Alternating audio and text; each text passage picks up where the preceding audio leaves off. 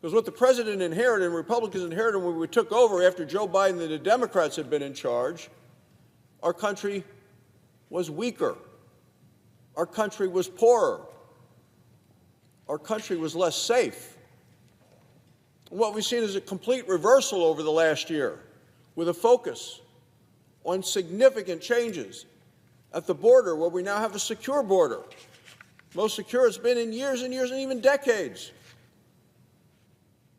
A huge difference on energy, where right now, going into the Christmas season, gasoline prices are at the lowest they've been in 5 years. Complete change in taxes, where the Democrats wanted to raise taxes on American families by $5 trillion. Instead, this year, as we go into next year, people are going to see a dramatic difference in lower taxes impacting how much money they have in their pockets. Let me watch the air get sucked out of the room right now, because this senator just stood up and delivered a performance that would make Orwell himself stand and applaud at the sheer audacity of rewriting history while it's still warm to the touch. And I need you to understand that what we just witnessed wasn't merely political spin or partisan messaging, but something far more dangerous, a wholesale fabrication of reality that demands we confront the authoritarian playbook being deployed in real time across American airwaves while millions watch and internalize these lies as gospel truth. The senator claims Trump inherited a country that was weaker, poorer, and less safe, which is such a staggering inversion of demonstrable fact that it requires us to pause and marvel at the construction of alternative reality itself, because here's what actually happened, and the data doesn't lie even when politicians do with breathtaking confidence. The Biden administration actually saw illegal immigration dropping since March 2024, and Biden implemented a policy limiting asylum at the southwest border in June that led to significant declines. In the last 6 months of 2024, Border Patrol apprehensions along the southwest border decreased more than 70% from the same period in 2023, with December encounters 81% lower than December 2023. The trend was already downward before Trump ever took office again, yet here we have a senator declaring the border is now the most secure in decades, as though Trump waved a magic wand on day one. Let's talk about these gasoline prices, because the senator wants you to believe Trump delivered some miraculous energy revolution that brought prices to 5-year lows, except the inconvenient truth is that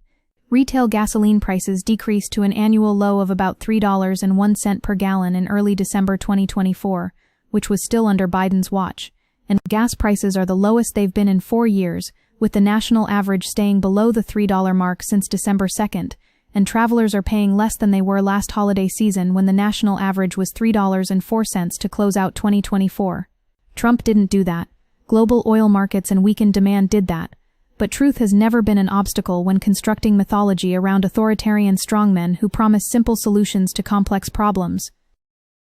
And now we arrive at the tax claims, which represent perhaps the most egregious act of misdirection in this entire propaganda exercise, because the senator references a $5 trillion tax increase that Democrats supposedly wanted, while praising dramatic tax cuts that will put money in people's pockets. But let's actually examine what's happening here, with the cold light of economic analysis. The One Big Beautiful Bill Act permanently extends individual tax rates from 2017 and raises the state and local tax deduction cap to $40,000 for high earners, with the Congressional Budget Office initially estimating it would add $2.4 trillion to the national debt by 2034, later raising that estimate to $2.8 trillion. Multiple think tanks and experts criticized the bill over its regressive tax structure and argued it would create the largest upward transfer of wealth from the poor to the rich in American history. The senator isn't describing relief for working families, he's celebrating a heist. Further Congressional Budget Office analysis estimated that the highest 10% of earners would see incomes rise by 2.7% by 2034, mainly due to tax cuts, while the CBO estimates the bill would cause 10.9 million Americans to lose health insurance coverage, with cuts to Medicaid being the largest in the program's history. This is what they're celebrating, this transfer of wealth from the most vulnerable to the most privileged, while wrapping it in patriotic language about getting America back on track. And we need to name this for what it is, because the stakes could not be higher for millions of families who will lose healthcare access while billionaires pocket tax windfalls. The border narrative deserves particular scrutiny because it reveals the authoritarian method of creating crisis then claiming to solve problems that were already being addressed. After Biden's June 4th presidential proclamation, there was a more than 60% decrease in encounters between ports of entry along the southwest border from May 2024 to December 2024, with November and December encounters at their lowest level since August 2020. The work was being done, the numbers were dropping, international partnerships were functioning, yet Trump takes office and Republicans immediately claim credit for trends that preceded them while among detainees arrested by ICE under Trump, the share with criminal convictions fell from 65% in October 2024 to just 35% by September 2025, even as the administration pledged to target dangerous criminals. What we're witnessing is the construction of a permission structure for mass deportation that increasingly targets people without criminal records, families who've lived here for years contributing to communities, and the senator's triumphalism masks the human catastrophe unfolding in real time. Migration Policy Institute estimates ICE conducted about 340,000 deportations in fiscal year 2025, marking a level 25% higher than the 271,000 recorded in fiscal year 2024, but the composition of who's being deported has shifted dramatically toward people who pose no public safety threat whatsoever, revealing that this isn't about security but about cruelty as policy, and ethnic cleansing masquerading as law enforcement. The praise heaped upon Trump by Senator Barrasso isn't new. This is a pattern of sycophantic loyalty that defines the modern Republican Party's complete capitulation to Trumpism.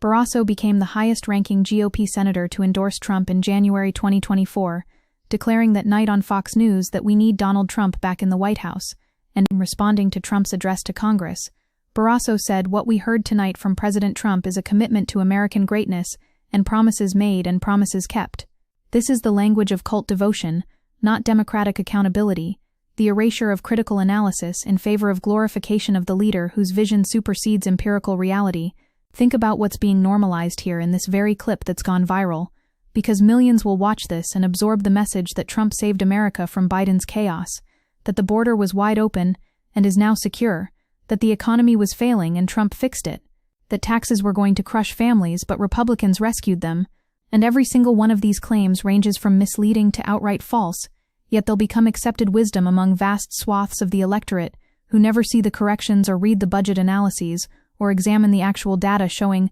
illegal border crossings averaged 2 million per year from 2021 to 2023 under Biden, but then declined dramatically in 2024 before Trump returned to office.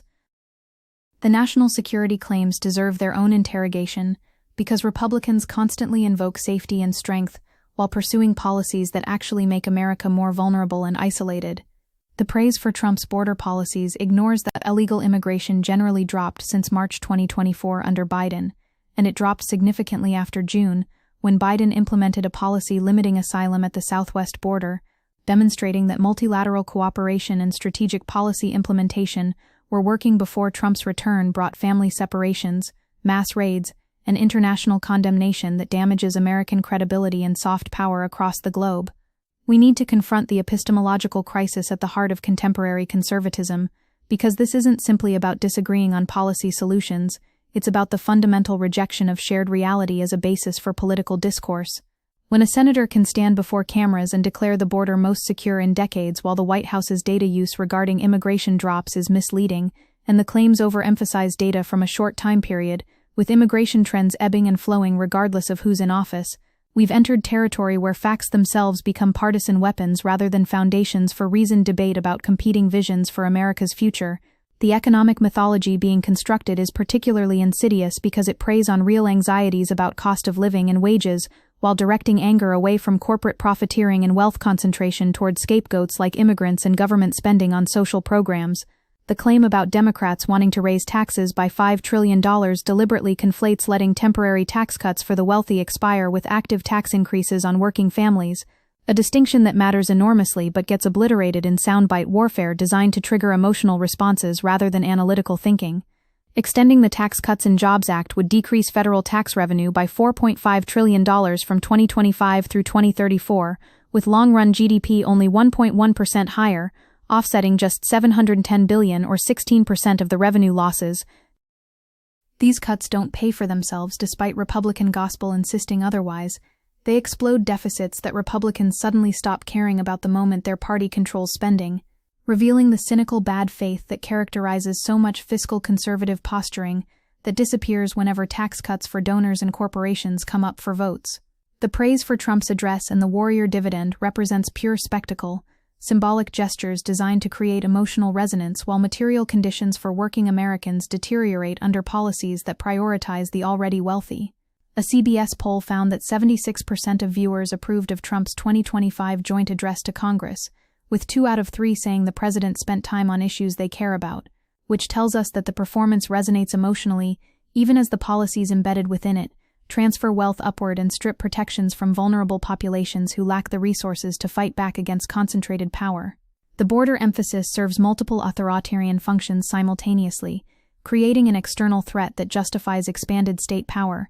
providing a racialized enemy against which to rally the base, and establishing a metric of success that can be manipulated through selective statistics and misleading comparisons. When Barrasso declared that in February under Trump, there were only 8,326 illegal crossings at the southern border, the lowest in recorded history, compared to Biden having 8,000 in a single day, that he's constructing a narrative of chaos solved by strongman leadership, while ignoring the sustained policy work and international cooperation that created the conditions for those lower numbers. The truth about border security is infinitely more complex than this fairy tale of Trump the savior. It involves large and unexpected immigration flows during the Biden administration, dominated by those seeking humanitarian relief, including asylum seekers with credible fear, global migration pressures driven by climate change and violence and economic collapse in source countries, the deliberate destruction of asylum infrastructure during Trump's first term that took years to rebuild, and the reality that fiscal 2024 saw encounters fall to 2.1 million, a 14% drop as the Biden administration deepened cooperation with Mexico and other partners, with September representing the lowest monthly encounters seen during the administration. But complexity doesn't win elections or go viral on social media. Simplistic narratives about strength and weakness do, about chaos and order, about American carnage that only the authoritarian leader can fix through force, and will unencumbered by democratic norms or institutional constraints. This clip is a perfect distillation of how fascism sells itself, not through explicit ideology, but through the promise of simple solutions delivered by a strongman who stands above law and procedure, who can cut through complexity with decisive action that feels satisfying even as it produces catastrophic outcomes for millions caught in the machinery of enforcement. The tax policy being celebrated represents class warfare dressed as populism, with extending provisions expiring in 2025, estimated to add $4.6 trillion in deficits over 10 years by the Congressional Budget Office, with leading economists estimating over $5 trillion added to the debt. Economists across the political spectrum expressed concern that extension would boost inflationary pressures, with the economists saying it would worsen America's dire fiscal trajectory.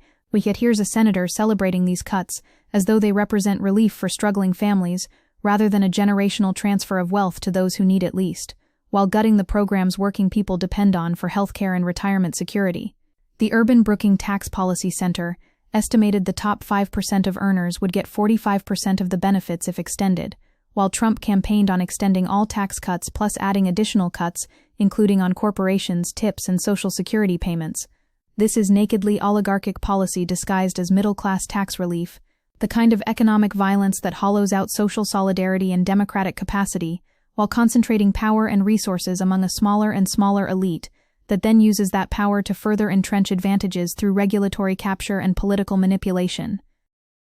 The viral nature of this clip speaks to how effectively the right has mastered the mechanics of modern media dissemination, creating soundbites that feel authoritative and comprehensive, while actually obscuring rather than illuminating the policy realities being discussed. Viewers walk away, believing they understand what's happening at the border, or with taxes or energy prices, when they've actually been fed a carefully constructed fiction designed to generate support for policies that harm their material interests, while benefiting the donor class that funds Republican campaigns, demands legislative deliverables, in exchange for continued support. We're watching Democratic backsliding in real time, the normalization of authoritarian rhetoric and policy wrapped in the language of American renewal and greatness, and the particularly cruel irony is that the people most harmed by these policies are often the most enthusiastic supporters, because the narrative provides emotional satisfaction and scapegoats for their legitimate grievances, even as it strips them of health care, reduces their economic security, and concentrates power among elites who view them with contempt barely concealed behind performative populism that never translates into material improvements in working-class lives. The fight against this requires more than fact-checking or pointing out contradictions. It demands building alternative narratives rooted in solidarity and shared struggle, rejecting the scapegoating of vulnerable populations, and constructing economic visions that actually redistribute power and resources rather than continuing the decades-long upward transfer that's hollowed out American democracy and created the conditions for authoritarian appeals to find fertile ground among populations desperate for change that the neoliberal consensus failed to deliver across Democratic and Republican administrations alike until Trump offered something that felt different, even as it turbocharged the same extractive capitalism in new authoritarian packaging.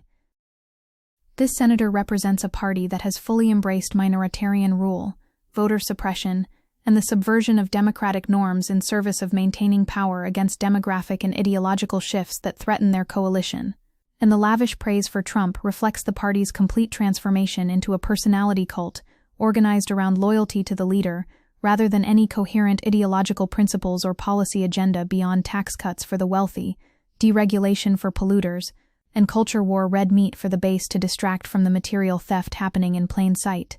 The resistance must be intersectional and comprehensive, connecting border justice to healthcare access to climate action to workers' rights to reproductive freedom, recognizing that these aren't separate issues but different manifestations of the same concentration of power in corporate and authoritarian hands, against the interests of working people across all demographics who share common interests despite the divisions constantly reinforced by political and media elites benefiting from fragmentation of opposition. This clip is a call to arms disguised as a victory lap, and our response must be building movements powerful enough to contest not just individual policies, but the entire architecture of oligarchic capitalism disguised as democracy that produces clips like this, where senators confidently lie about easily verifiable facts, secure in the knowledge that most viewers will never see corrections that matter less than the emotional resonance of strength and decisive action in uncertain times.